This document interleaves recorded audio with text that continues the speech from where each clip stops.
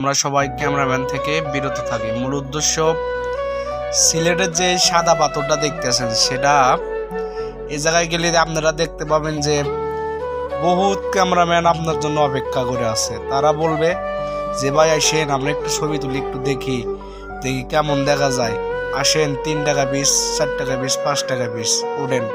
অমনি তো আমরা যাইয়া উঠি, ওঠার পরে ছবি টবি ভালো লাগে বলে যে আরো ওঠানোর পর তোলার পরে আপনার 1-150 ছবি উঠবো।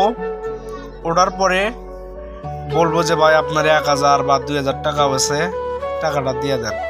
যদি সে সময় টাকা না দেন ভাই, বিশ্বাস করেন তো আপনার সাথে খুব বিতর্ক করবে এবং অনেক ঝামেলা করবে।